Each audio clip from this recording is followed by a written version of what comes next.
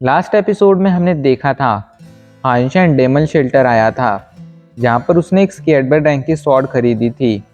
हाइंशन जब वो स्वॉर्ड खरीद रहा था तब उसकी मुलाकात ज़ैंगजी से हुई थी, जो एक अरीना संभालता था। इस अरीना में सेम लेवल की स्पिरिट्स या सेम लेवल के पेट्स फाइट करते थे। ज़ैंगजी ने हाइंशन को भी एक फाइट ज्वाइन करने का ऑफर दिया था एंड हाइंशन ने वो एक्सेप्ट कर लिया था। अब आगे हाइंशन के पास एरिस्टोक्रेट स्पिरिट स्नो प्रिंसेस थी, इसलिए उसका सामना डेमन शेल्टर में मौजूद एकमात्र एरिस्टोक्रेट स्पिरिट से होने वाला था। हाइंशन के बारे में जब सभी ने सुना था तब सभी लोग उसके बारे में जानने के लिए और ज़्यादा एक्साइटेड हो चुके थे। कुछ लोगों ने इस फाइट पर बेट्स भी लगाई थी, लेकिन ज़्यादातर लोगों का यही मानना था कि इस शेल्टर में मौजूद डेमन किंग स्पिरिट ही इस फाइट को जीतेगा, ना कि स्नो प्रिंसेस। भले ही बहुत से लोग ऐसा मानते थे, लेकिन सभी एक बार ज़रूर उस फीमेल स्पिरिट को देखना चाहते थे। इधर शैंटियान जब इस बारे में सुनता है तो वो थोड़ा एक्साइटेड तो था, लेकिन उसे पूरा भरोसा था कि उसका डेमन किंग ही इस फाइट को जीतेगा।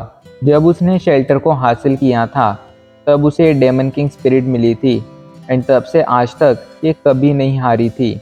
इस वजह से वो काफ़ी ज़्यादा कॉन्फिडेंट था। डेमन किंग स्पिरिट बैटलफील्ड पर आ जाता है।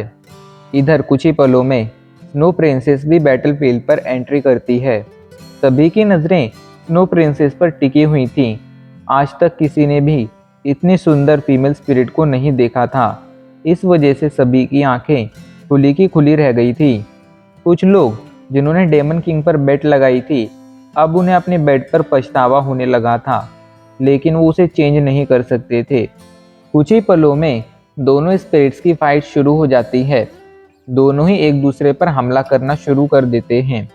हाइंशन ने स्नो प्रिंसेस को अपने सभी की सभी पावरफुल स्केटबर्ड रैंक की 20 सोल दे दी थी, ताकि उस फाइट को जीत सके। फाइट की स्टार्टिंग में ही स्नो प्रिंसेस जल्दी से अपने पास से सुनहरे शेर को बाहर निकाल लेती है एंड उसकी सवारी करना शुरू कर देती है। वहीं स्नो प्रिंसेस के पास एक स्केटबर्ड रैंक की सवारी देखकर सभी लोग शॉक में चले गए थे, क्योंकि वहां मौजूद ज़्यादातर लोगों के पास स्केटबर्ड रैंक की एक भी 20 सोल नहीं थी। ऐसे में एक स्पिरिट के पास एक स्केटबर्ड रैंक की 20 सोल देखकर उन्हें स्नो प्रिंसेस से जलन होने लगी थी। इधर स्नो प्रिंसेस अब अपनी पूरी पावर के साथ डेमन किंग के साथ फाइट करने लगती है। वक्त के साथ उन दोनों की फाइट और ज़्यादा इंटरेस्टिंग होती जा रही थी। दोनों ही एरिस्टोक्रेट स्पिरिट थी, ऐसे में किसी का भी हारना काफ़ी ज़्यादा मुश्किल था। चैंटियन जब देखता है कि स्नो प्रिंसेस इतनी अच्छी तरह से फाइट कर रही है, तो जल्दी से ज़ैंगजी को अपने पास बुलाता है एंड उससे पूछता है आखिर वो कौन है जो स्नो प्रिंसेस को ओन करता है। तो इस पर ज़ैंगजी कहता है वो एक यंग लड़का है जिसका सरनेम हान है। वो एक काफ़ी अजीब इंसान है, लेकिन पावरफुल भी है। इधर एक यंग मैन और उसका सरनेम हान सुनकर चैंटियन सोच में पड़ गया था। वो मन ही मन कहता है क्या ये वो हो सकता है, लेकिन उसे तो एडवांस डेमन वर्ल्ड आए अभी तक ठीक से 1 साल भी नहीं हुआ है। ऐसे में ये वो कैसे हो सकता है, उसे ये समझ नहीं आ रहा था।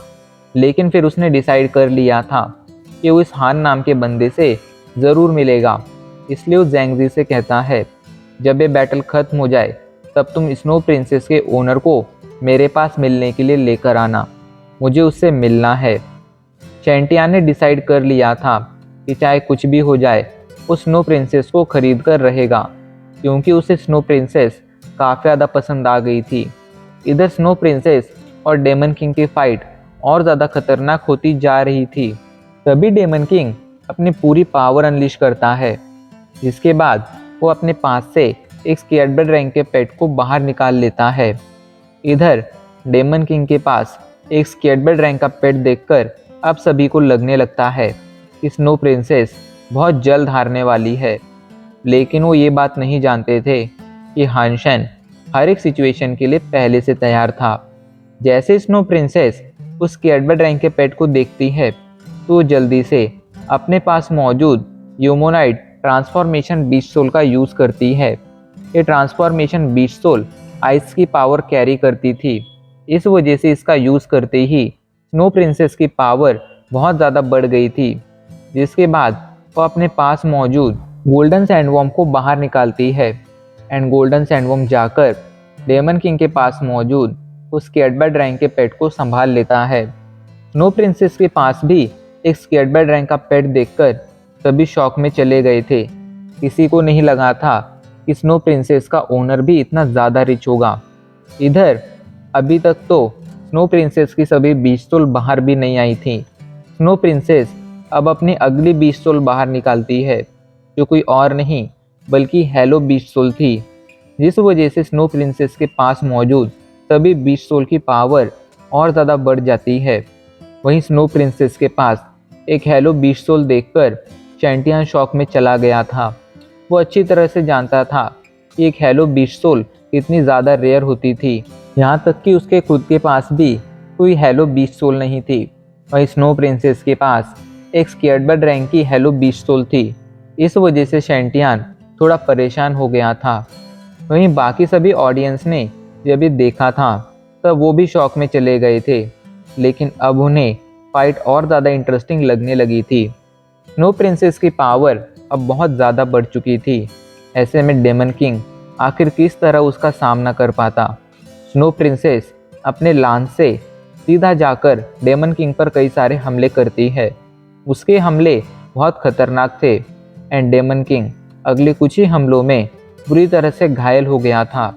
शैंटियन समझ गया था कि अगर उसने अब इस फाइट को नहीं रोका तो उसका डेमन किंग मारा जाएगा, इसलिए वो जल्दी से फाइट को रोकने का ऑर्डर देता है एंड उसके ऑर्डर मिलते ही जल्दी से फाइट रुक जाती है। वो कहता है डेमन किंग अपनी हार कबूल करता है। इस वजह से अब ये गेम यहीं पर ख़त्म होता है। शैंटियन को डर था कि अगर डेमन किंग इस फाइट में मारा गया तो डेमन किंग के साथ साथ उसके पास मौजूद सभी की सभी स्केर्डबर्ड रैंक की बीच सोल खो देगा एंड वो इतना बड़ा लॉस अफोर्ड नहीं कर सकता था। वहीं फाइट रुक चुकी थी, लेकिन फाइट के नतीजे ने सभी को शॉक कर दिया था। किसी को नहीं लग रहा था कि शैंटियन इस फाइट में हारने वाला है, लेकिन शैंटियन असल में हार गया था।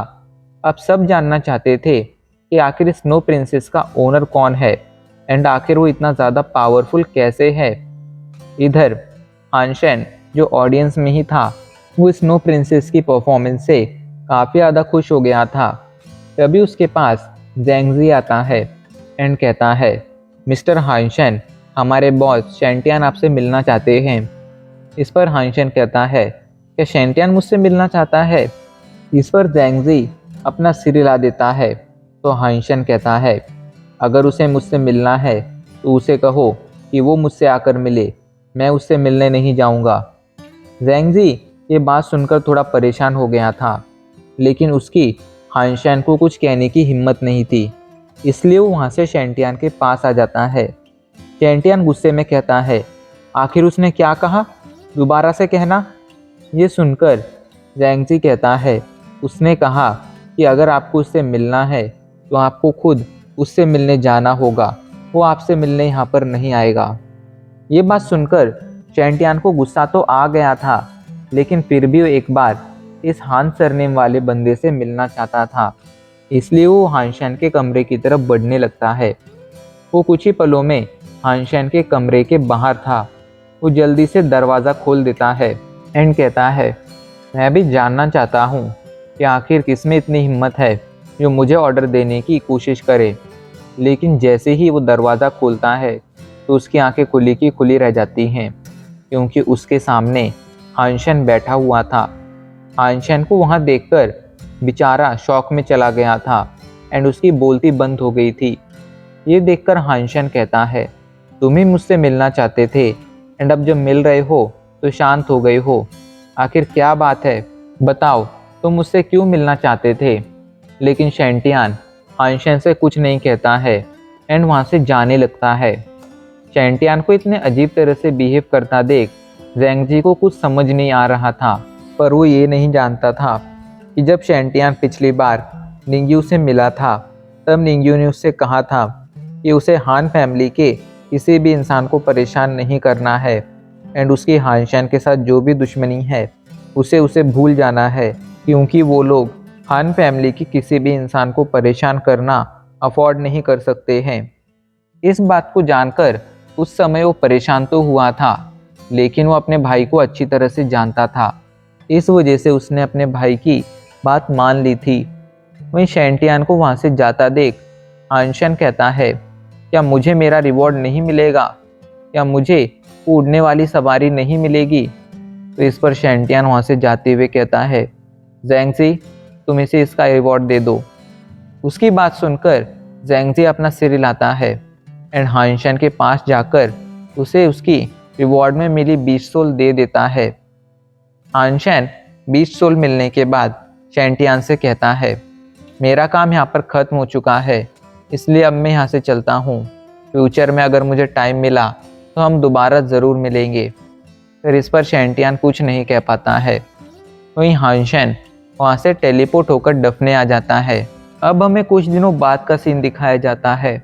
एने गुस्से में प्राइवेट ट्रेनिंग रूम के बाहर खड़ी थी। वो पिछले कुछ दिनों से लगातार यहाँ पर आती जा रही थी, लेकिन जब भी वो यहाँ पर आती थी तभी ट्रेनिंग रूम पहले से ही किसी ने ऑक्यूपाई कर रखा होता था। अब इसमें तो कोई अजीब बात नहीं थी कि कोई पहले से उसे ऑक्यूपाई कर लेता था, पर अजीब बात ये थी कि एक ही इंसान रोज़ उसे ऑक्यूपाई करता था एंड वो इंसान कोई और नहीं बल्कि हानशैन था। हानशैन के ऐसा रोज़ रोज़ करने की वजह से एने को अब गुस्सा आ गया था। वो गुस्से में मॉनिटरिंग रूम के अंदर आती है एंड वहाँ मौजूद गार्ड को प्राइवेट ट्रेनिंग रूम की फुटेज दिखाने के लिए कहती है। इस पर गार्ड उसे फुटेज दिखाना शुरू कर देता है। अभी के लिए उसके सामने हानशैन था, जो प्राइवेट ट्रेनिंग रूम में लगातार एक मार्शल आर्ट की प्रैक्टिस करते जा रहा था। उसके हाथों में 2 स्वॉर्ड्स थी एंड हानशैन बहुत अजीब तरह से उनका यूज़ करते जा रहा था। पर एने अच्छी तरह से समझ पा रही थी कि हानशैन क्या कर रहा है एंड जो भी उसे समझ आया था उसने उसे परेशान कर दिया था। वो समझ गई थी कि हानशैन डबल स्वॉर्ड टेक्निक की प्रैक्टिस कर रहा था। उसके दोनों ही हाथ 2 अलग अलग स्वॉर्ड्स को कंट्रोल कर सकते थे, पर ऐसा करना तो लगभग इम्पॉसिबल था। कम से कम एक इवॉल्वर के लिए तो ये इम्पॉसिबल ही था। एक ड्यूक ऐसा कर सकता था, क्योंकि एक ड्यूक का अपने माइंड पर बहुत अच्छा कंट्रोल होता था, लेकिन किसी इवॉल्वर के लिए ऐसा करना लगभग नामुमकिन होता था। पर हानशैन ऐसा कर पा रहा था। इस बात ने एने को शॉक कर दिया था। वो डिसाइड करती है कि वो जाकर हानशैन का टेस्ट लेगी।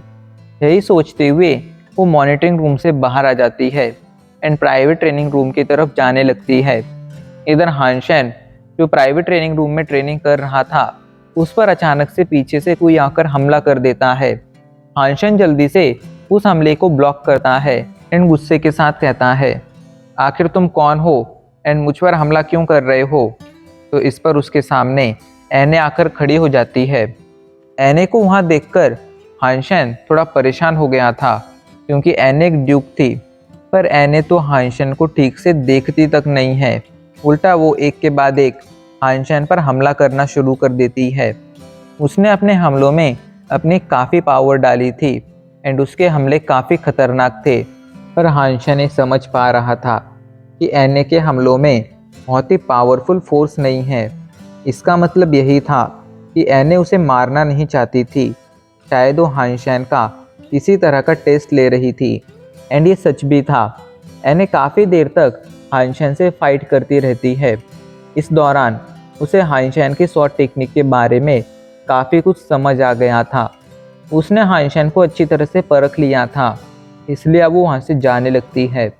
हानशैन ने सच में फाइटिंग के दौरान उसे इम्प्रेस कर दिया था, पर एने को वहाँ से जाता देख हानशैन गुस्से में कहता है, क्या तुम्हें लगता है कि तुम कभी भी मुझ पर हमला कर सकती हो एंड कभी भी यहाँ से जा सकती हो? तुमने मुझ पर हमला कर कर बहुत बड़ी गलती की है, ऐसे में अब मैं तुम्हें छोड़ूंगा नहीं। ये कहकर वो एने पर हमला करना शुरू कर देता है, पर जब एने ये देखती है तो हानशैन के साथ दोबारा से फाइट में उलझ जाती है। असल में हानशैन एने के अचानक से हमला करने की वजह से नाराज़ नहीं था, पर वो ये जानता था कि एने एक ड्यूक है। ऐसे में अगर हानशैन उसे किसी भी तरह गुस्सा दिलाकर इस फाइट को ज्वाइन करने के लिए कहता तो वो हानशेन की डबल स्वॉर्ड टेक्निक को प्रैक्टिस करने में काफ़ी मदद कर सकती थी। इसलिए हानशेन ने उसे प्रोवोक किया था। एने हानशेन पर लगातार हमला करना शुरू कर देती है एंड हानशेन भी उसके साथ फाइट में उलझ जाता है। एने हानशेन पर हमला करती है तो हानशेन अपने राइट हैंड में मौजूद स्वॉर्ड से उसके हमले को ब्लॉक करता है एंड लेफ्ट हैंड में मौजूद स्वॉर्ड से उस पर हमला कर देता है। हानशेन का हमला दिखने में मामूली था, लेकिन उसके अंदर एक बहुत ही पावरफुल डिस्ट्रक्टिव फोर्स थी जिसने एने को तक परेशान कर दिया था। एने को उस हमले में एक किलिंग इंटेंट फील हो रहा था। इस वजह से वो समझ गई थी कि हानशेन फाइट में काफ़ी ज़्यादा सीरियस है। उनकी ये फाइट वक्त के साथ और ज़्यादा इंटरेस्टिंग होती जाती है। एने हानशेन से काफ़ी देर तक फाइट करती रहती है, लेकिन अब हानशेन उस पर भारी पड़ने लगा था। ये देखकर एने को फाइनली अपने ड्यूक की पावर का यूज़ करना पड़ता है एंड अपने एक ज़ोरदार स्ट्राइक के साथ वो हानशेन को पीछे हटने पर मजबूर कर देती है। उसका हमला बहुत ज़्यादा पावरफुल था, इस वजह से हानशेन की दोनों स्वॉर्ड्स उसके हाथों से छूट गई थी एंड हानशेन के हाथों से खून तक आने लगा था। लेकिन अच्छी बात ये थी कि वो एने के साथ मिलकर काफ़ी अच्छी तरह से इस स्वॉर्ड टेक्निक की प्रैक्टिस कर पाया था। ये उसके फ्यूचर के लिए काफ़ी अच्छा था एंड ट्विन स्पिरिट को मारने में उसकी काफ़ी मदद कर सकता था। इधर हानशेन को हराने के बाद एने वहाँ से चली जाती है एंड अब इसी के साथ हमारा एपिसोड आज यहीं पर ख़त्म हो जाता है।